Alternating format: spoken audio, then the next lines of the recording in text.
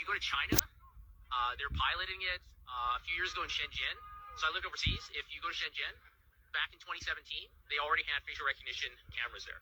So if you jaywalked in Shenzhen, they would immediately detect that and send you a notification, and they would deduct money from your what they call WeChat account. They use two main apps, WeChat and Alipay. So you can actually deduct your money directly from your account.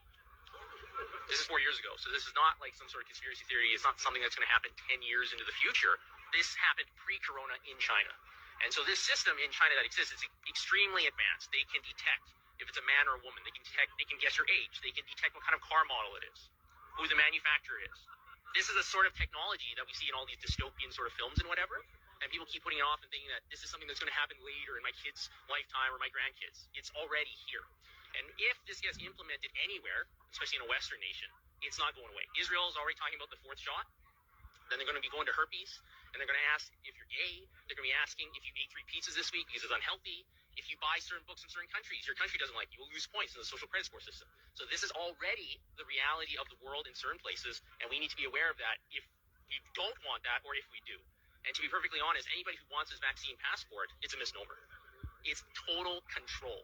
Everything you do or don't do will be calculated to the point where if they can detect your GPS signal, if you have a phone on you, they can detect who you're hanging out with. Oh, you're hanging out with somebody that said something bad 9 years ago on Weibo, a Chinese equivalent to Facebook or something like that, right?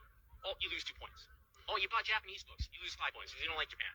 This is what is going to come here because it's already there. And we're doing that a little bit with contact tracing for COVID, aren't we? So that they can see where you're at, who you're with. The simple reality is that the technology that CSIS has and all these big tech corporations, they already know where you are. It's just that they don't want to shock the system too much and admit that they have it. Edward Snowden revealed all this back in 2013. He fled to Hong Kong. They wouldn't keep him there, so now he's in Russia. Yeah. But the NSA has all of your information. They know your Google searches from like February 9th, 2004 in a bunker in Colorado. Help me, Rhonda. Right? They have all this information. So, but they don't, like in the US, they have the Fourth Amendment. They're not supposed to track you forever. If you go to China,